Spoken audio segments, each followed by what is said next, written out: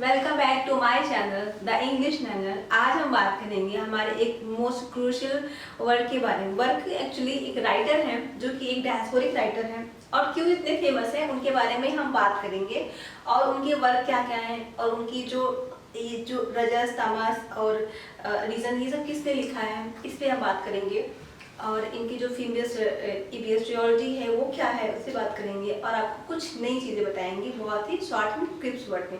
तो चलिए स्टार्ट करते हैं। अमिताभ घोष ये पैदा हुए थे कोलकाता में 1956 में। इनकी अपब्रिंगिंग जो भी है वो अलग अलग शहरों में है, यानी कोलकाता में कहीं पर कहीं और जगह पे भी हमेशा आते जाते थे बचपन से ही। एंड इनकी राइटिंग स्टाइल क्या है ये पता था कि ये पोस्ट इंडिपेंडेंट इंडिया में पैदा हुए थे 1956 में, ये तो पता हो गया। पर इसके बारे में बात करेंगे आगे क्या है, आगे राइटिंग स्टाइल क्या थी। तो सबसे पहले ये लिखते थे बॉर्डर्स यानी कि बॉर्डर पे एंड पार्टीशन कॉलोनियल पार्टीशन पे लिखते थे, यानी कि इनके बहुत सारे वर्क जो है वो पार्टीशन पे। जैसे हमारे एक फेमस वर्क है द शैडो लाइन्स, यहाँ मैंने मेंशन किया है द शैडो लाइन्स।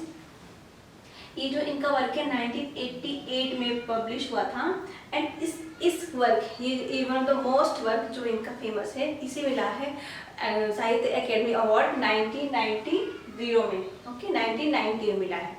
तो चलिए आगे देखते हैं इनका और कौन क्या क्या थीम था। इनका स्टाइल था कॉलोनियल पे लिखना, कॉलोनी यानी इंडिया कॉलोनी थी तो उस पर भी इन्होंने लिखा कॉमर्स पे लिखा, यानी कि जो व्यापार वगैरह जो होते थे कॉलोनीज कंट्रीज से, कॉलोनी कंट्रीज जो भी कॉमर्स होता था उसके बारे में लिखते थे।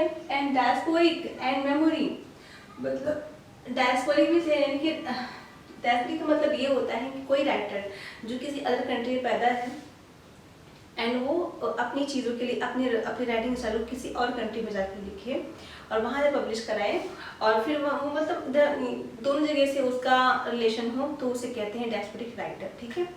And next ecology and climate, यानी कि उसने इकोलॉजी पे भी लिखा था, क्लाइमेट पे भी लिखा था। जैसे क्लाइमेट पे आपने देखा होगा इनका इबियस्ट्रियोलॉजी करके है एंड एक जंगलनामा करके है, बहुत सारे ऐसे वर्क हैं इस पे भी इन्होंने बहुत सारी चीज़ें लिखी हैं।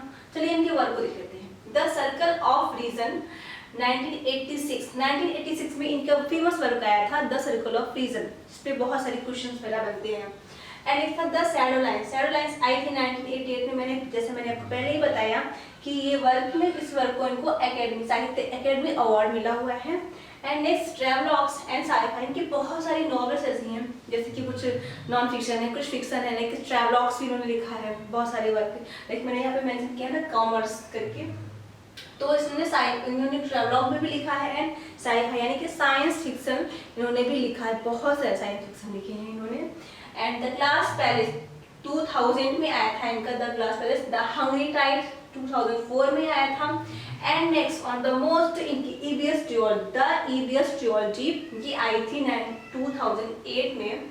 एंड सबसे पहला इसका वर्क था द सी ऑफ पॉपीज, इनका जो सी ऑफ पॉपीज थी वो वर्क आया था सबसे पहले। एंड नेक्स्ट था इनका रिवर ऑफ स्मोक आया था। And next food of fire.